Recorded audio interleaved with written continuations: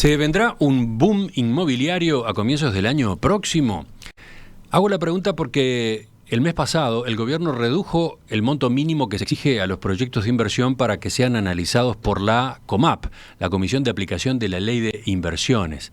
Ese piso bajó de $6.400.000 a unos $2.200.000. Según adelantaron los empresarios del sector, con esa medida se abre el abanico para que se concrete una cantidad importante de proyectos inmobiliarios debido a los beneficios fiscales que están previstos en la legislación. Por otro lado, al panorama hay que sumar una resolución anterior de la administración Lacalle Pou, la que flexibilizó los criterios para acceder a los incentivos previstos para proyectos de vivienda de interés social. Entonces, ¿cuáles son las expectativas en este rubro? Vamos a conversar a partir de este momento con el escribano Aníbal Durán, director ejecutivo de la Asociación de Promotores Privados de la Construcción. Escribano Durán, buen día, gracias por acompañarnos. Emiliano, un gusto, Romina. Cuéntenos en 2 palabras, por las dudas, para recordarle a los oyentes qué es esta asociación, a cuántas empresas agrupa. Esta asociación agrupa a 300 empresas y sustancialmente lo que hace es invertir en vivienda. Siempre hablamos de obra privada. Sustancialmente vivienda invierte y la mayoría de las empresas además construyen. Esto es, si no hay promotor privado, hablando de obra privada, no hay obra, porque el que pone el dinero es el promotor privado. Uh-huh. Eso es medular. Entonces, sí, sustancialmente es eso. Invierten y construyen, repito, sustancialmente vivienda.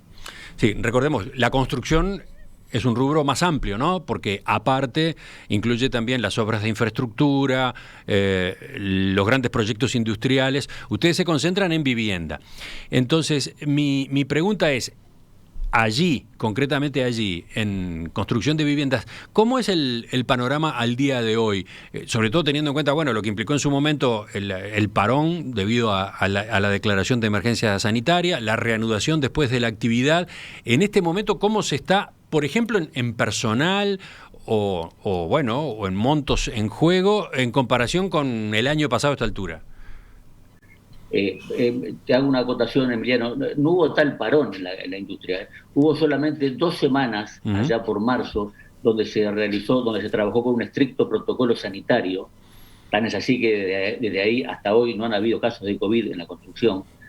Y a partir del 13, después vino Semana Santa, pero Semana Santa es inherente a la licencia de la construcción, o sea que no se cuenta. Y a partir del 13 de abril hasta ahora, en forma ininterrumpida, se ha trabajado. Y además, en forma increyendo respecto al número de obreros, que era una de las preguntas que me hacían. Sí. Lo que es un dato determinante. Claro, acá juega un rol fundamental las medidas que anunció el presidente de la República, que como dato anecdótico te menciono, Emiliano, que esto lo anunció el presidente cuando era electo el 4 de enero de este año en el Hotel Enjoy, en un evento que hizo la Asociación de Promotores Expo Real Estate. Y yo me acuerdo que es hasta gracioso porque yo lo asusaba al presidente electo, digo, decirlo públicamente que vas a eliminar los topes a las viviendas. Y lo asusaba, hasta que lo dijo en ese 4 de enero, repito, que como primer medida que iba a tomar vinculado al sector nuestro era eliminar los topes a la vivienda promovida. Hoy se llama vivienda promovida, antes era vivienda de interés social. Uh-huh. Y es lo que motivó la algarabía de todos, y honrando su palabra, a fines del mes de marzo eliminó esos topes, que fue un acicate vital para que los promotores se lanzaran de vuelta a la palestra, porque quiero recordarle a la audiencia que esta ley, que APCU, la Asociación de Promotores, es mentora de la ley, es mentora ya por el año 2011, votada por todos los partidos políticos. En el 2014 sufrió un quiebre, donde ya hubo un primer tope a las viviendas, y en el 2017 sufrió otro quiebre, lo que notoriamente ralentizó los ingresos de proyectos a la Agencia Nacional de Vivienda. Eso lo constatan los números, no lo estoy diciendo yo. O sea que era vital que esos topes se eliminaran, cosa que la Calle Pou, repito, mediante decreto a partir de abril lo efectivizó. Ese entonces fue el primer empujón que tuvo este sector, el de la promoción de viviendas este año, y que estaría ya entonces notándose en el movimiento actual, en lo que hoy ocurre en este rubro. Que para resumir entonces, si hacemos la comparación con un año atrás, ¿cómo está hoy?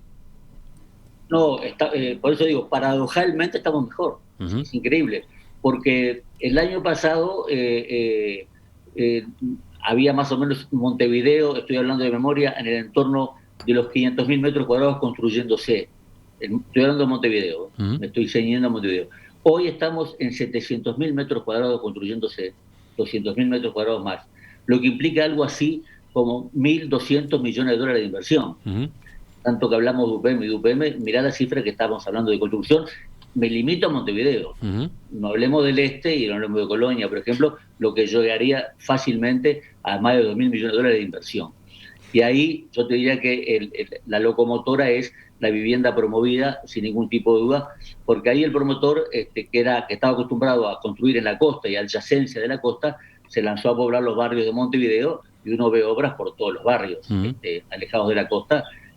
Hoy estamos en 19.000 viviendas entre terminadas y construyéndose, vivienda promovida, Y lo que para eso, determina para, el auge de la misma, ¿no? y en ese tipo de proyectos hay capitales argentinos invirtiendo. Lo pregunto Los porque hay, es notorio el interés que Uruguay ha despertado, no este año estrictamente, ya desde antes venía despertando interés Uruguay en empresarios, en inversores del otro lado del Río de la Plata, más allá del interés también en venir a residir acá, que es otra historia, ¿no?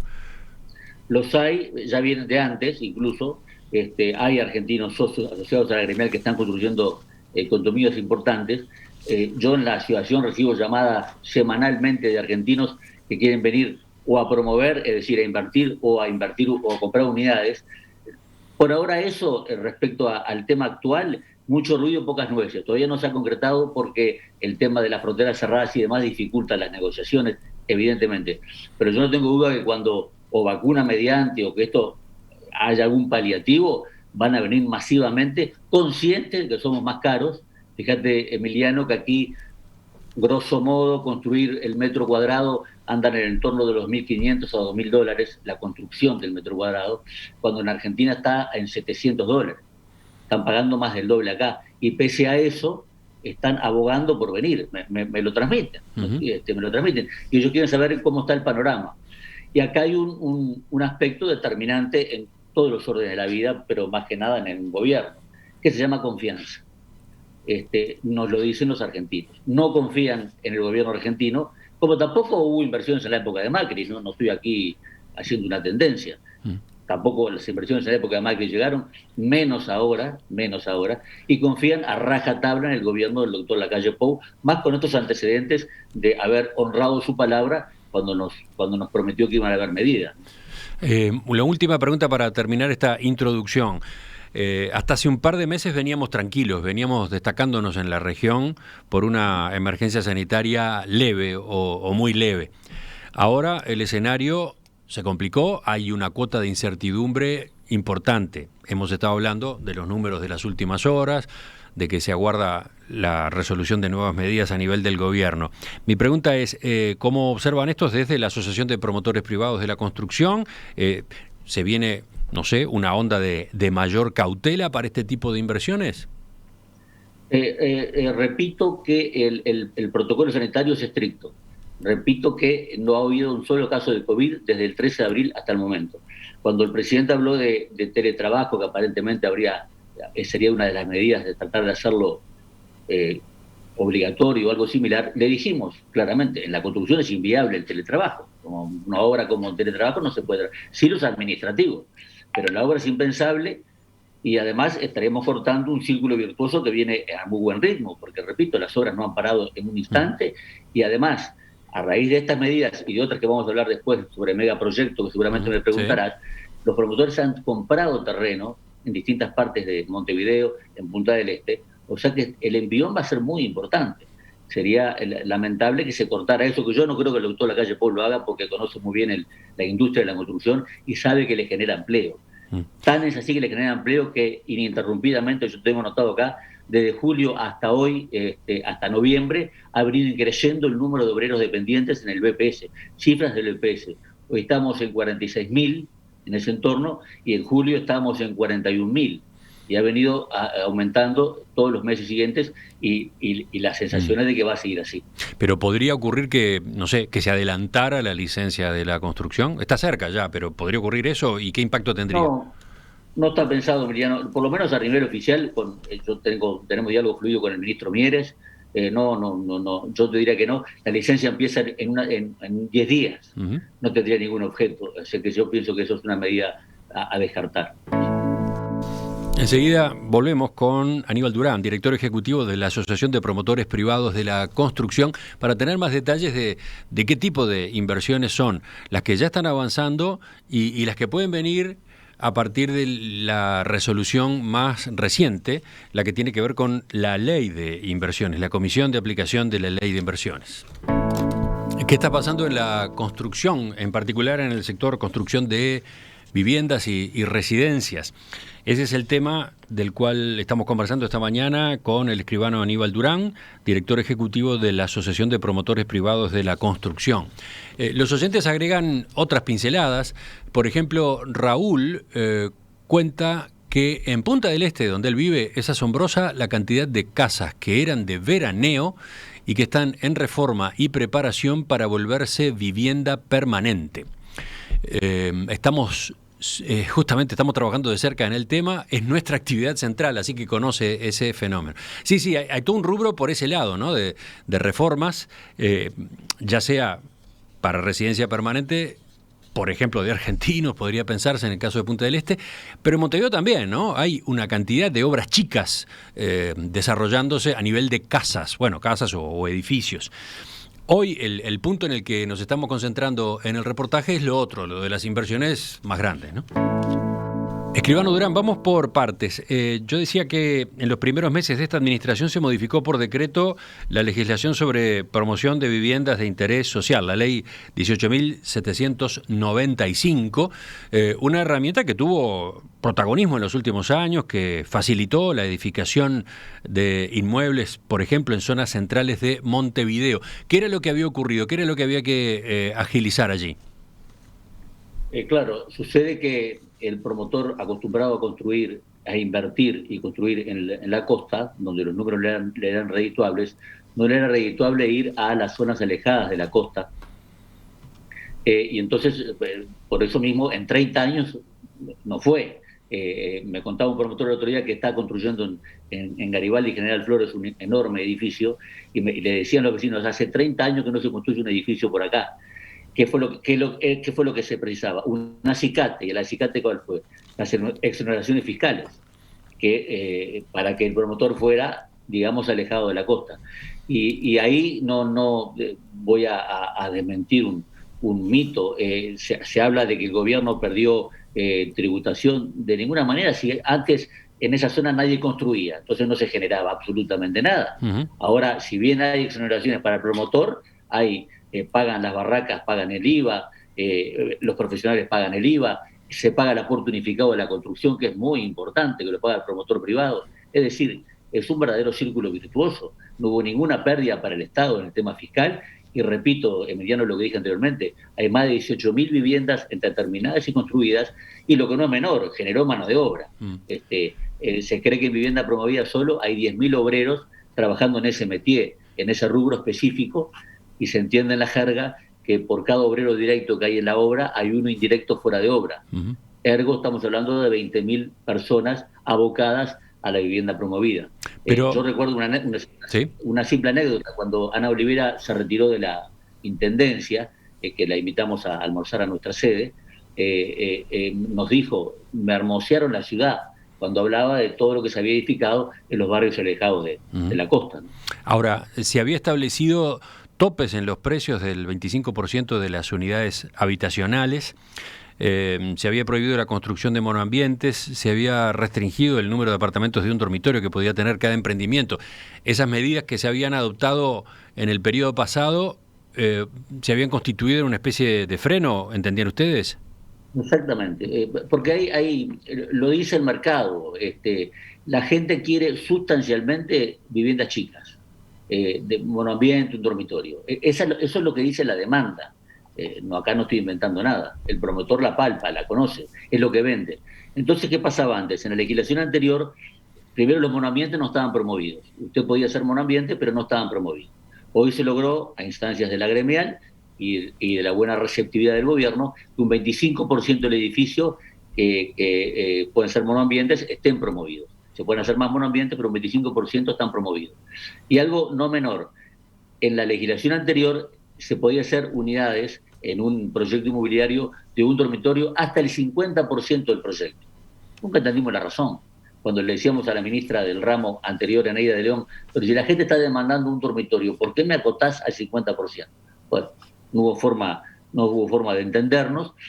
Lo entendió perfectamente la ministra de Vivienda actual, la doctora Moreira, y por supuesto Luis Lacalle, y ahora se permite hacer edificios enteros de un dormitorio, que es lo que más sale, lo que más salida tiene, un dormitorio y monoambiente. Y ese es un poco parte del éxito de esta vivienda promovida, que a los hechos me remito, se están construyendo decenas de miles de metros, ¿no? De los 700.000 metros cuadrados de Montevideo, no me animo a decir la cifra, pero más de la mitad debe ser vivienda promovida. Y además de esos ejemplos que mencionó recién, ¿hasta qué distancia del centro de Montevideo se llega a construir por este mecanismo? Es todo céntrico, porque los barrios, la Comercial, la Figurita, Centro, Cordón, Parque Rodó, la Comercial, la Blanqueada, todos esos barrios se está construyendo vivienda promovida. Porque además hay un aspecto no menor, todos tienen los servicios, no hay que realizar servicios, que es muy costoso. Entonces era un desaprovechamiento que eso estuviera todo vacío. Y hoy, con los servicios mediante, se ha logrado redinamizar toda la zona. Había entre los oyentes preguntas a propósito de los precios. ¿Qué precios o qué ventajas, qué reducciones de precios para el comprador están en juego? ¿En qué medida son convenientes efectivamente estos apartamentos? Y no tiene mucho que ver con la vivienda de promoción tradicional, porque las exoneraciones en vivienda promovida son muy importantes, alrededor de un 15 a 20% del costo total, y eso se ha volcado a los precios, que han disminuido. El tema es que los costos en el sector, Emiliano, son muy importantes. Los terrenos, al haber demanda en esas zonas que yo estoy diciendo alejadas de la costa, han subido. Evidentemente los propietarios no son tontos y han subido los terrenos. La mano de obra, cerramos un convenio por allá por abril o mayo de este año, donde la mano de obra es significativa. Un obrero, un peón práctico, que es el rubro más ínfimo de la escala, gana en mano más de 30.000 pesos. Yo no estoy menoscabando lo que ganan los obreros, pero es muy importante. Los insumos cuestan dinero. Entonces, digo, es muy costoso hacer una obra, es muy costoso de país, ya se sabe, y es muy costoso construir. Por eso a veces dicen qué caro es el metro, pero hay que ver lo que cuesta construir. ¿Y cuál es el precio del metro cuadrado en vivienda promovida? No, eso es todo un acertijo, pero yo estimo, porque cada promotor, acá eso es parte de demanda y cada promotor construye de acuerdo a su leal saber y entender. Pero yo estimo que en el entorno de los $1.500 a $1.800 el metro es el costo de construcción. Después está, obviamente, la utilidad del promotor al vender, ¿no? Pero anda en ese entorno, más o menos, donde el terreno tiene una incidencia de $300 a $400 el metro cuadrado, más o menos. Y entonces, efectivamente, ¿esa vivienda se vende al público al que teóricamente está dirigida? Sí, sucede que estamos en una franja, digamos, para decirlo, deciles 7 y 8 abarcaría la vivienda promovida. Estamos hablando de un núcleo familiar que está ganando en el entorno de los 80 a 90.000 pesos mensual. Pero siempre se pensó en esa franja etaria, en esa franja de ingresos.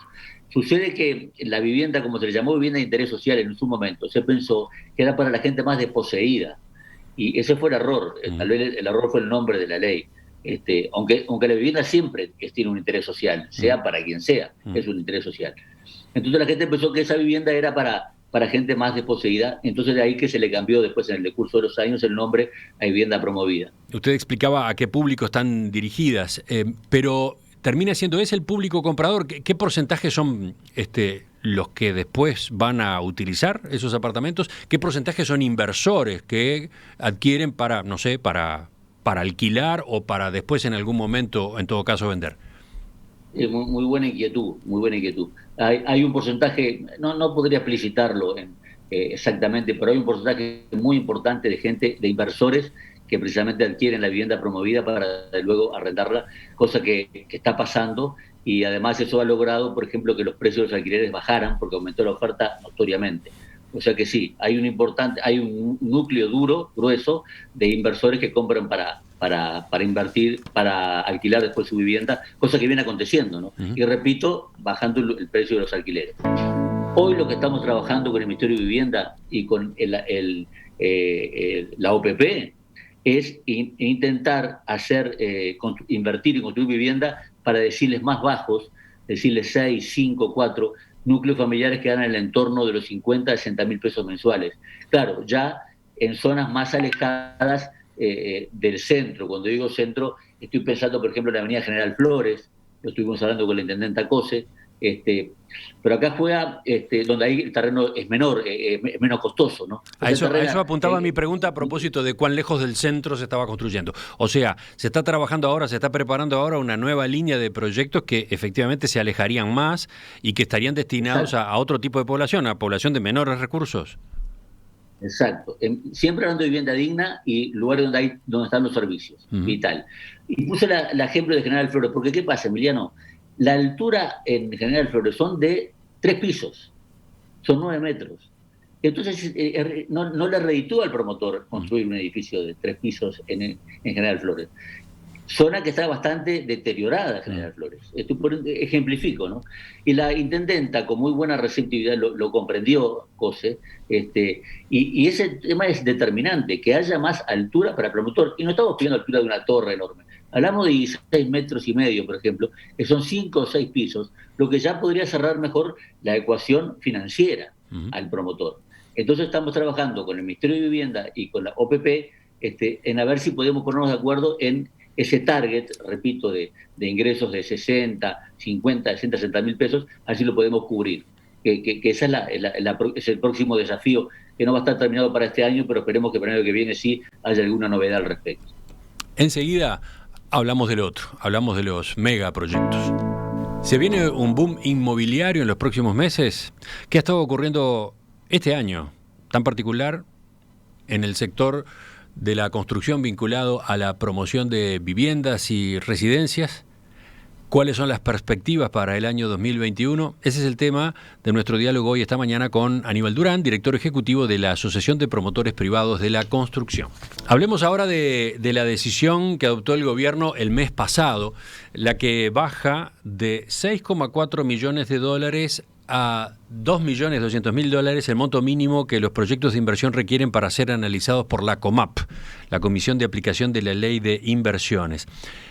Ustedes habían conversado sobre este tema más de una vez con el gobierno. El 10 de noviembre, cuando el presidente de la calle Pou les adelantó la aprobación de la medida, usted hizo declaraciones a la prensa y dijo que a partir de ella saldrían a la palestra decenas y decenas de proyectos inmobiliarios sin ninguna duda.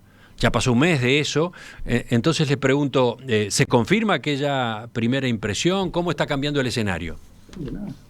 Sí, pero hay algo previo, Emiliano. Antes del decreto de noviembre, hay un decreto de abril del gobierno, de abril de este año, porque ¿qué pasaba? Esta es una buena idea del gobierno anterior, donde incentivaba los megaproyectos, pero lo que pasa es que era un monto muy elevado. Empezó con $15 millones y bajó a 11. Lo que era impensable para el grueso de los promotores privados. Sobre todo porque los terrenos no son muy grandes. Sí era viable para Punta del Este, que los terrenos son enormes, pero para acá no. Entonces, cuando asumió el presidente de la calle, le dijimos eso, le transmitimos esa inquietud, y él, de 11 millones, en marzo, repito, en abril de este año, bajó a 6 millones. Ese fue un primer mojón. 6.400.000 Ese fue un primer mojón que no hay que obviarlo, que es muy importante, que permitió salir a la palestra a varios promotores que tenían terreno y ya ahí gozaban de exoneraciones fiscales. O sea, ya ahí movió la aguja un poco. Pero seguíamos con el intríngulis, y se lo dijimos al presidente de la calle. El grueso de los promotores privados construyen cosas más chicas, en terrenos más chicos, yo te explicaba hoy fuera de micrófono, 2, 3, 4 mil metros. Hablamos de entre 2, 3, 5, 4, 5 millones de dólares. Ergo, no llegaban a esos 6.400.000 dólares y no tenían las exoneraciones fiscales. Entonces, lo que pasó en noviembre de este año, que el presidente de la calle nos lo comunicó en persona en un almuerzo en la asociación el 10 de noviembre, entendiendo, sensible a nuestro requerimiento, bajó entonces sí de 6.400.000 a 2.200.000. Lo que va a ser posible, hoy hablaste de boom, yo tal vez no diga boom, diría boomcito, vamos a hacer un diminutivo, que me parece que va a venir con, repito, con esta nueva medida de los 2.200.000, porque motivó a los promotores que no hacen vivienda promovida, que están en otro target, la vivienda, el megaproyecto se hace en cualquier lado, en cualquier parte. Ahora hay mucho promotor que sigue vinculado a la costa y le gusta la costa y adyacencia de la costa. Entonces sustancialmente van a construir ahí y entonces yo creo que va a venir un movimiento muy importante. Justamente, ¿qué tipo de proyectos quedan facilitados de esta manera con la rebaja de este mínimo? El megaproyecto son construcciones de mucho más porte, donde tiene muchos amenities, cosa que no tiene tanto la vivienda promovida. Son, si se quiere, un poco más costosas, porque también se invierte más en las mismas, en terrenos un poco más grandes que en la vivienda promovida.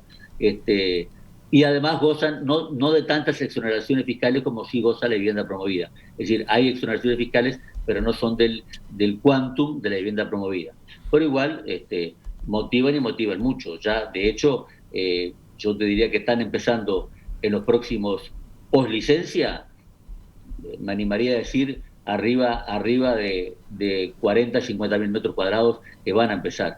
Hay un proyecto, Emiliano, que no te puedo dar datos, en la bahía de Montevideo, que va a comenzar el año que viene, es una inversión de 100 millones de dólares.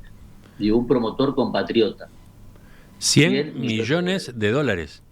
No hurgues porque no te voy a dar datos. Pero sí, no. ¿Sabe que yo lo tenía anotado acá para preguntarle? Porque había visto datos o había visto versiones a propósito de ese emprendimiento en la prensa hace poco. O sea que usted confirma que efectivamente ese proyecto está ahí para ejecutarse, lo que pasa es que no quiere dar más información. No puedo darla porque el promotor me decapita, sencillamente. He estado en el lugar con él. Van a vallar la zona, diría que ya a partir de enero. O sea, es un dato de la realidad, absolutamente. Y esa es la inversión compatriota uruguaya de un promotor privado, que va a ser 2 torres de 40 pisos cada uno, sobre el mar, mirando hacia, yo como soy hincha de Rampla, mirando la gloriosa cancha de Rampla que está del otro lado. Así que es 100 millones de dólares. Ahí estamos hablando de vivienda promovida, no megaproyecto, porque es una vivienda promovida. Pero va a dar mano de obra que intensamente, ¿no? Es un número muy impactante, sí, realmente. Pero bueno, ¿y cómo es? ¿Acá se juntan las dos cosas? ¿Se junta vivienda promovida y megaproyecto? ¿Cómo es? No, ingresó bajo el rubro de vivienda promovida, porque correspondía a la zona, entonces va a gozar de más exoneraciones fiscales. Incluso va a haber una especie de colocación de piedra fundamental por el presidente de la calle, va a demandar, son el entorno de 35.000 metros cuadrados y se estiman alrededor de obreros directos, alrededor de 800 a 1.000 obreros.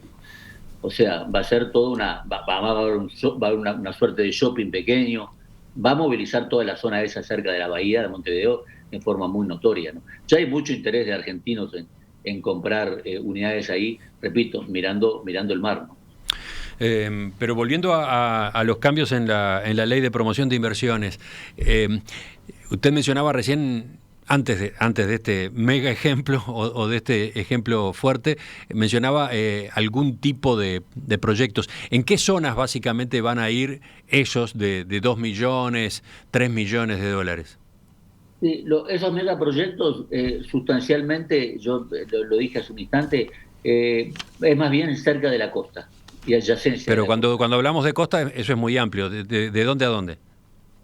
No, la costa todo. Hay un megaproyecto que empieza en el Parque Rodó, hay otro que empieza en Carrasco, hay otro que empieza en Malvin. Es decir, el espectro es amplísimo. Siempre hablamos de Montevideo, ¿no? Pero digo, los que hacen megaproyectos sustancialmente no van, digamos, como la vivienda promovida, alejados del de la costa, prefieren la costa. Lo que no es óbice que también puedan construir en el centro de Montevideo, entiéndase bien, de que pueda hacer un megaproyecto ahí, pero sustancialmente van a ir ahí a adyacencia de la costa y la costa. Ya también con terreno comprado muchos Malvin, hay mucha tierra comprada en Malvin, cerca del Club Malvin, por ahí hay mucha tierra comprada que seguramente se va a convertir en megaproyectos. Ahí estamos hablando sobre todo de proyectos de más de 6 millones de dólares. Hay dos proyectos importantes que empiezan de más de 6 millones de dólares, que era lo que yo te decía que después se modificó a 2.200.000.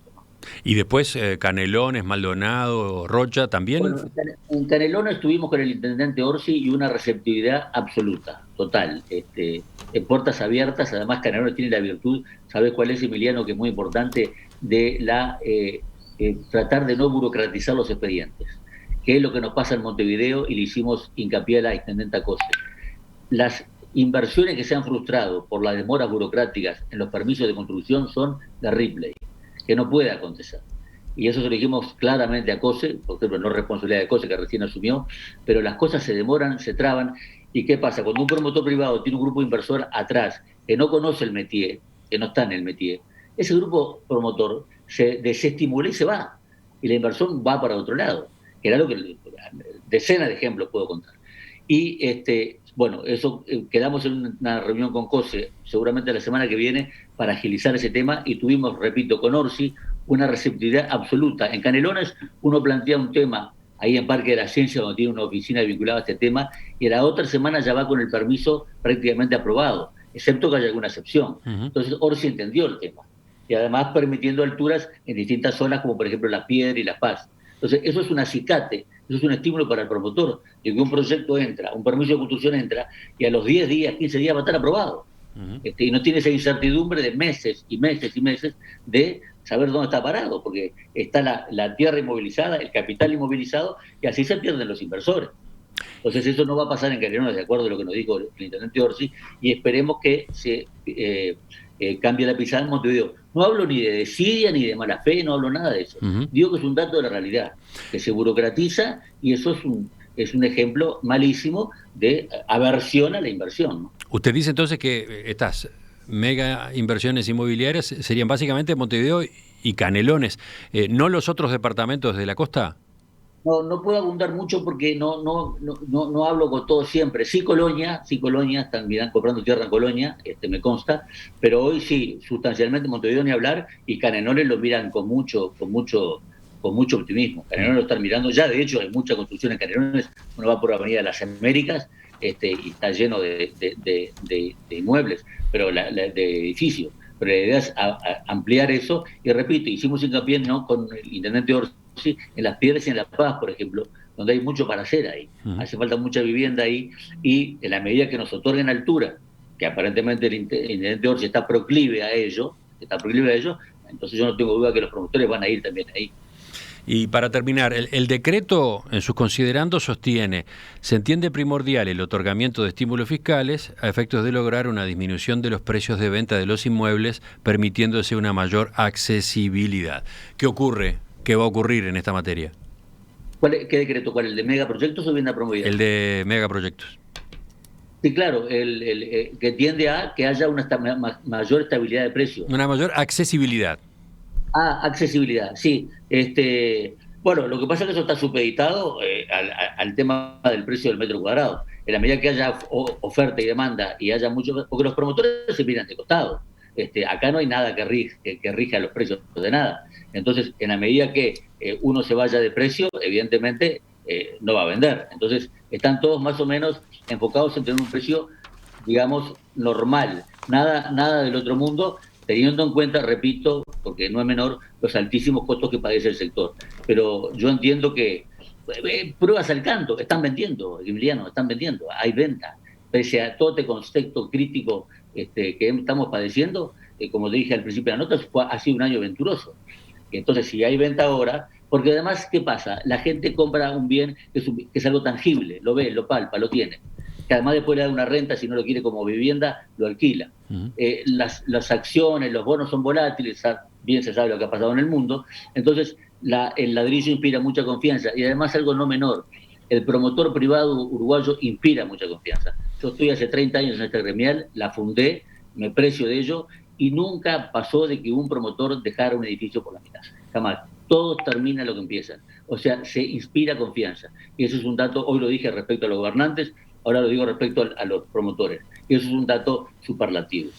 En definitiva, entonces, usted decía boom, capaz que es una palabra exagerada, pequeño boom o boomcito sí. Si mira a un año por delante, y teniendo en cuenta los números que daba recién de personal cotizando en el BPS, ¿qué es lo que ve venir? Auspicioso, absolutamente auspicioso, por un gobierno que nos entiende, por un gobierno que a veces nos dice, bueno, ¿qué más medidas necesitan? Porque sabe que somos generadores de mano de obra, que lo que más le preocupa al presidente de la calle hoy es el empleo, es lo que más le preocupa. Justamente, bueno, ¿qué pasaría con la mano de obra en este sector en particular? Iba a ir creciendo, no te voy a decir, ya empezó de julio a noviembre, como dije, ya aumentó 4.000 personas la mano de obra, yo no tengo duda que para el mediado del año entrante estemos en 60.000 obreros, y así sucesivamente. Y eso es lo que quiere precisamente el gobierno, mano de obra. Y con la salvedad, y lo vuelvo a decir, de que por cada obrero directo hay uno indirecto. Siempre hay que multiplicar por 2. Entonces, porque además otra cosa, y ya redondeo, es tan virtuoso este círculo de la obra, que no solamente es virtuoso cuando se construye, porque hay decenas de industrias en su alrededor que impactan y que venden, además de profesionales, sino otro aspecto, que una vez que el edificio se construyó y terminó, sigue generando virtuosismo, porque ese edificio genera tributos para la intendencia del departamento donde se construyó, contribución inmobiliaria, por ejemplo. Pero además, ese edificio, existe un administrador, un sanitario, un electricista, un jardinero, un paisajista, sigue generando beneficios, una vez terminado el edificio. Entonces, por donde se lo mire, es el círculo virtuoso de la obra, como yo tantas veces lo he dicho y lo he escrito en otras oportunidades. Aníbal Durán, director ejecutivo de APPU, la Asociación de Promotores Privados de la Construcción. Gracias por la participación esta mañana en Perspectiva. Con mucho gusto, Emiliano. Vamos a estar siguiendo de cerca todo este proceso. Muy bien, un abrazo. Ya volvemos para abrir la tertulia de este lunes.